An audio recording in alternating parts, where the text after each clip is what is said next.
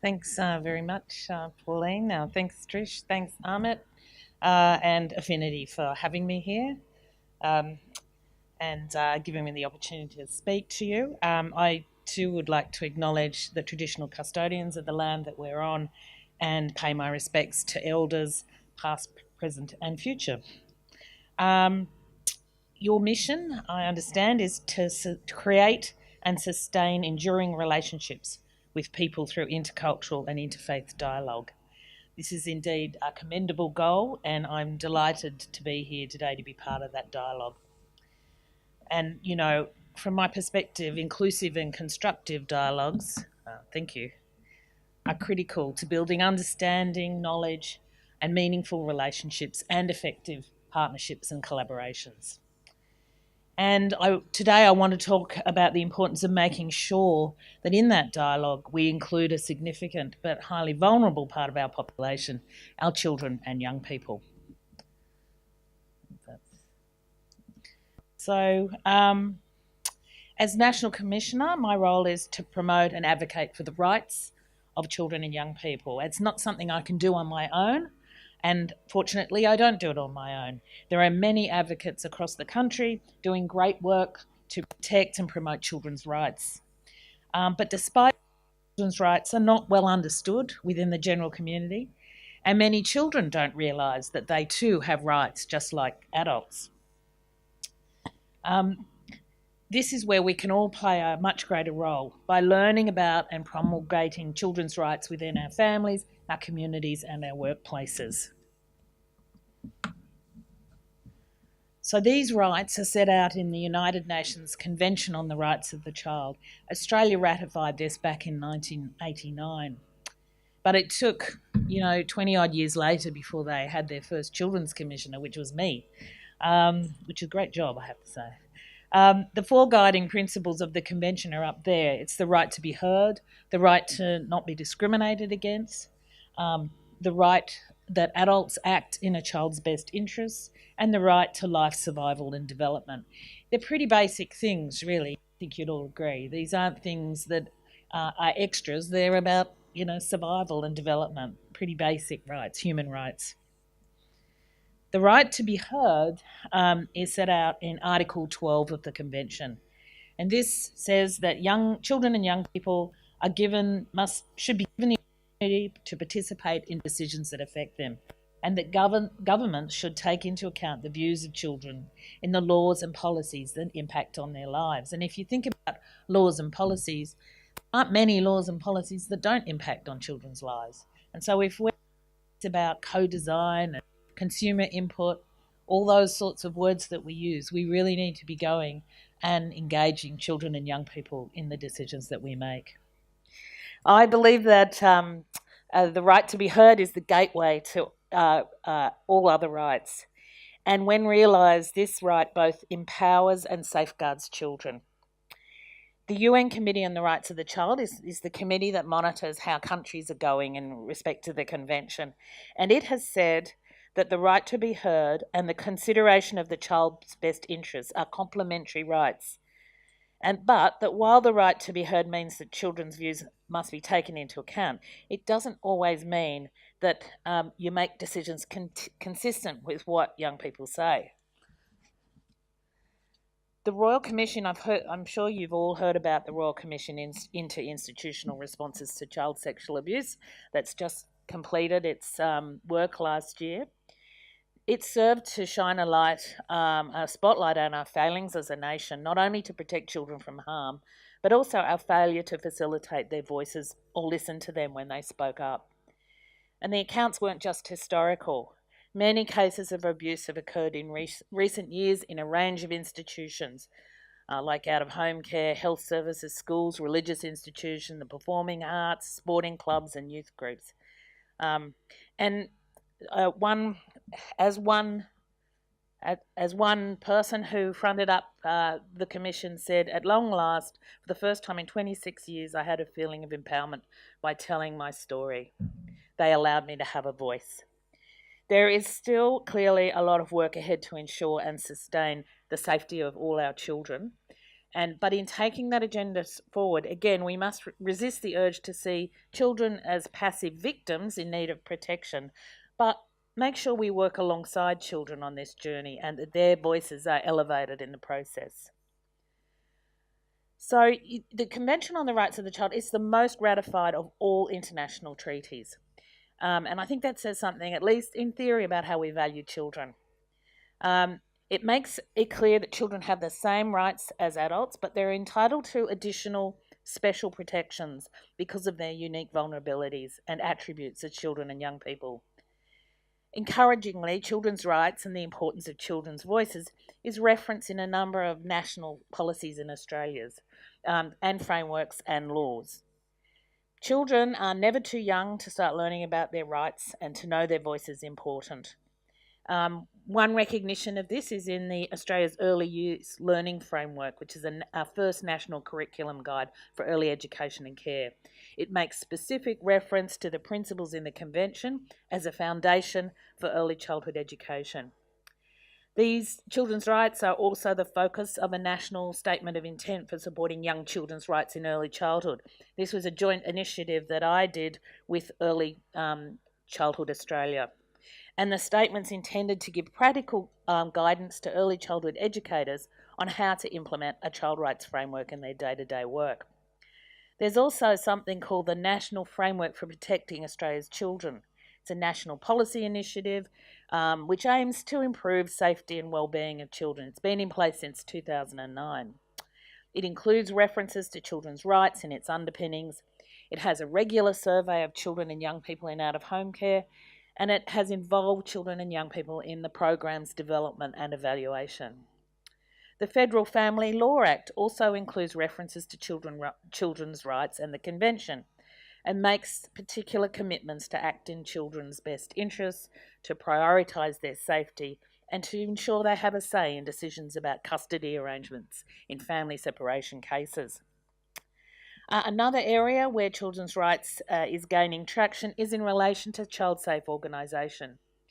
The Royal Commission that I mentioned before, its final report contained an entire volume on how to make institutions, like schools, like hospitals, like all the places that kids go, safe. And based on the standards recommended by the Commission, I'm currently leading some work in developing child safe principles for child safe organisations. This is progressing with the help of the federal government in consultation with the states and territories and a range of relevant sectors. We're also building, along with the national principles, a suite of tools and resources to assist organisations.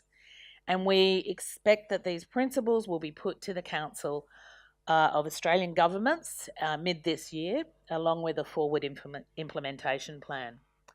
The principles take a child rights, strength-based approach and cover all types of potential harms, and they apply to all organisations that provide services to children. It covers all aspects of an organisation's operations, from governance, culture and leadership, to training and recruitment, through to complaint handling and investigation. And you can find out more about this just by looking at the Human Rights Commission's website. Another key aspect of the principles is ensuring that organisations respect and honour cultural difference. As part of this project, we consulted with children and young people about what they think needs to occur for them to be safe and genuinely included in organisations. Some of the things that they've said that organisations should do and promise them is to respect everyone, to treat everyone equally, be genuine and responsible, help children and young people achieve their hopes and dreams, make places happy, comfortable and welcoming. Make sure that you address injustice and unfairness. You need to be good at what you do. That is, the adults need to be good at what they do, like teachers in particular. They need to understand the needs of individual children and make sure that children and young people can have a say in all sorts of ways. They need to listen, but they also need to act. So these are the things that young people say makes them feel good in an organisation and makes them feel safe. In talking to children about the project, we consulted with a number of young people from culturally and linguistically diverse backgrounds. Many of these young people are at risk of either being excluded from services in the first place or not respected when they get there, and this compromises their personal safety and well-being. In thinking about this, it's timely, I think, to reflect on the diversity of Australia's population and in particular its children. So, according to the 2016 census, more than a quarter of us were born overseas. Nearly half of Australians have either been born overseas or one or both parents were born overseas. The 2.8% of our population is Aboriginal or Torres Strait Islander, more though for children. We identify with over 300 ancestries, speak over 300 languages in our homes, and adhere to a range of faiths. In relation to kids, it's actually very hard to find a lot of data to do with kids, and so one of my quests in my role is to make sure we get more and more information so we can build a better picture of children. There are about 5.8 million children and young people living in Australia, that's under 18, and about 10% of those were born overseas. 25% of youth aged 12 to 24 are from a culturally and linguistically diverse background, and 43% of under 19s were either born overseas or have one or both parents born overseas. And around 6% of children are from Aboriginal and Torres Strait Islander backgrounds. So we are diverse and our children are diverse. And children and young people from these diverse backgrounds have unique and valuable insights and views.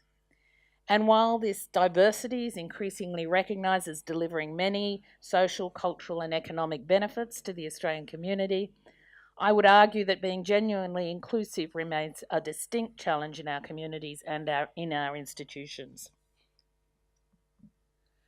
We know that children and young people from culturally and linguistically diverse backgrounds can face a number of issues that make them vulnerable and place them at risk. For example, language difficulties can be a barrier to learning, employment and inclusion. They may be subject to both indirect and direct discrimination and racism. Relevant and sensitive services may not always be available, in particular in areas like health and education, so important for a child's development. And, direct breaches of human rights may occur, such as for many asylum-seeking and refugee children. In Australian communities, racism can manifest itself in many ways, from racist abuse, harassment and discrimination, to jokes or comments that can cause unintentional offence or hurt, or to a lack of recognition of cultural diversity and culturally biased practices. A 2009 survey of secondary students across 4 states found that 80% of students from non-Anglo backgrounds reported experience racial discrimination, and with 2/3 of these experiences occurring at school. Research has also highlighted the strong and consistent relationship between race-based discrimination and negative child health and well-being outcomes, like anxiety, depression, and psychological distress. The problem of racism was also raised by children and their advocates during my national listening tour in 2013. And this was when I started in my job. I went out and I talked to a lot of kids and a lot of adults about what was important to them. And these things continue to be raised in my discussions with children. As one 14-year-old girl said at the time, "What makes me most happy is when I'm surrounded by people that don't judge others on skin colour, race or religion and are happy to be around other people. Racism is something that makes my blood boil." It's a very childlike thing to say. And I do not think there is a single reason to be racist. Everybody has the right to live in a world where they are not labelled. But I also find children very wise, I have to say. The Convention on the Rights of the Child directly addresses issues facing children and young people from culturally and diverse backgrounds. 3 articles are of particular importance to the experience of racism by young people. So Article 2 gives to the child the right to live without discrimination of any kind, irrespective of the child's or his or her parents' legal guardians, race, colour, sex, language, religion, political or other opinion, national, ethnic, or social origin, property, disability, birth, or other status. Article 6 and 24 together embed every child's inherent right to life and the enjoyment of the highest attainable standard of health, and this includes their mental well-being as well as their physical health. The Convention requires Australia to ensure that every child's survival and development and recognises that this must be achieved within the full spectrum of physical, emotional and social well-being. Racism can both directly and indirectly exclude people from participating in society, whether at work, school or in social activities, and can occur in all sorts of situations. According to the Challenging Racism Project, about 20% of Australians say that they have been on the receiving end of racist talk. About 11% have been excluded from the workplace and social settings because of their race, and about 5% of Australians say they have experienced physical assault because of their race. The Foundation for Young Australia has investigated the impact of racism on the health and well-being of young Australians, and they found that the experience of racism has wide-ranging a negative effect on the mental, physical and social well-being of young people, and that schools in particular have a critical role to play in the development of our young people. The experience of racism can cause serious and long-term effects. Many children have said that experiences of racism have led to feelings of exclusion and not belonging. These feelings and a fear of further bullying often led to antisocial behaviour, withdrawing from social activities, not participating in sporting events, and avoiding attending school. Of course, all of these have roll-on effects, the impact of which can be carried on long past school days into adulthood. There is a new dimension to racism today, and that's online. And much of this is focused on social media and video sharing websites so commonly used by children and young people. Cyberbullying is similar to other forms of bullying in that there's a power imbalance between the bully and the target, the behaviour is repeated, and the intent is to humiliate, embarrass, ostracise or isolate. However, cyberbullying is distinctive in some senses. It's incredibly invasive and can be very difficult to escape. It's more likely to occur outside of school, including at home, and it can happen at any time. It can also involve upsetting material being widely and rapidly shared, and it can be perpetrated under the cover of anonymity. And the latest data that we have says that at least 1 in 10 young people experience cyberbullying. This also indicates that the research says that when a peer intervenes, the bullying is likely to stop, and it often stops quickly. Young people are particularly likely to act positively as bystanders when the victim is their friend.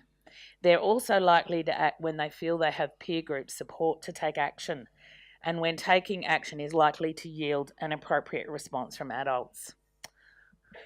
That's why the Commission back in 2012, launched a national anti-cyberbullying campaign. It's called Back Me Up, and it was aimed at empowering young people to take positive, safe and effective action as bystanders to cyberbullying. And this is not just an issue for children and young people to manage on their own. Adults in positions of power and running organisations where children go need to be cognizant of the risks that cyber platforms can bring and be prepared to proactively engage in conversations with children and young people about managing those risks.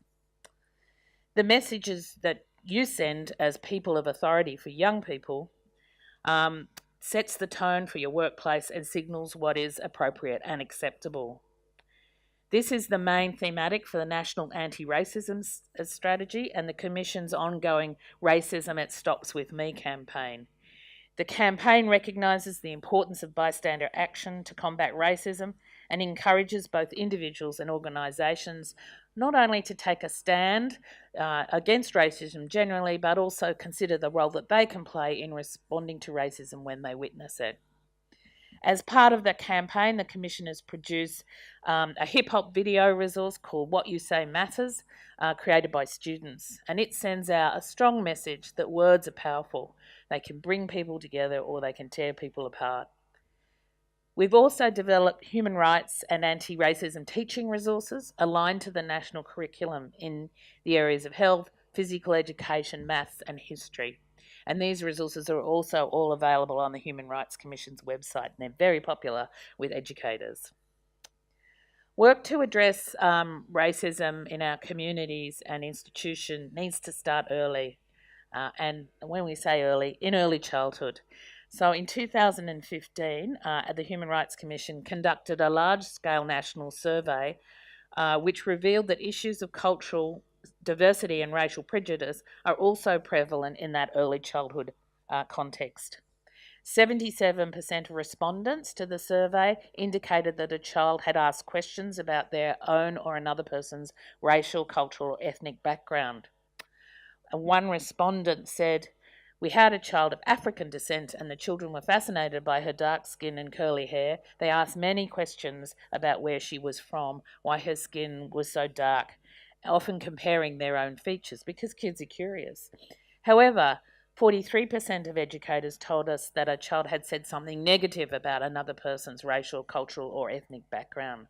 For instance, a little boy from India came to school one day and he was really sad. I asked what was wrong and he said, I just can't wash the brown dirt off my skin. And almost half the respondents told us they have heard or witnessed a parent saying something negative about another person's racial, cultural, or ethnic background. So in response to the need educators raised on increasing knowledge and awareness of cultural diversity among educators, we developed the Building Belonging Toolkit of Resources.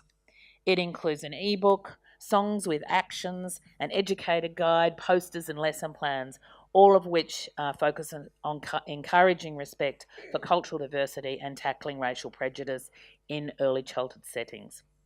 These resources aim to provide educators with simple and practical ideas on how to handle challenging or confronting questions about racial difference, while also offering children stimulating activities and games to engage them with the ideas around cultural diversity. That's my dog, Scout. You can follow her on Instagram. She doesn't have many friends. So, but she's there to give messages about children's rights. As I mentioned earlier, when I began in the role, I conducted a national listening tour, talking to children and their advocates about what was important to them and what my priorities should be. The themes that emerge from that tour have guided my program of work ever since. And just to tell you what they are, they're the right to be heard, freedom from violence, abuse and neglect, the opportunity for all children to thrive, engaged citizenship and action and accountability. I've delivered 5 reports to Federal Parliament since I took up the job, and I've conducted major investigations into suicide and self-harm among children, the impact of family violence on children, the treatment of children in juvenile detention, and just last year the experience of young parents and their children. So in conducting these investigations, I've endeavoured to ensure children's diverse voices and experiences are front and centre, be that through direct engagement, secondary research or statistical data. Children and young people's well-being needs to be at the centre of our thoughts and actions. As our younger citizens, they form values, mindsets, capabilities and acquire knowledge from birth. They are already influential in their schools and their neighbourhoods. They are contributing to and participating in community life. Some are leaders already, others will be down the track. And they are the ultimate experts in their own lives. And without their voice and input, we are sure to fail to design systems and services that work for them. And we're also likely to fail to keep them safe. My engagement with children and young people in this role has had a profound effect on me. Every child and young person has a unique voice, things to say, terrific insights, ideas and suggestions. They are also full of hope and aspirations to do well, no matter what their background or journey, and they want to contribute to their communities. So it's up to each of us to make sure that we take the time and make the space to empower children and young people to have a say on the matters that impact them, and for us to adjust our thinking and action as a result. Each of you here is in a unique and important position to champion the rights of children and young people, and I encourage you to think of new ways you can elevate the voices of children and young people in your communities and your workplaces. As a network committed to fostering social harmony through dialogue, to ensuring children and young people are critical actors in that ongoing dialogue is part of your mission. Thank you.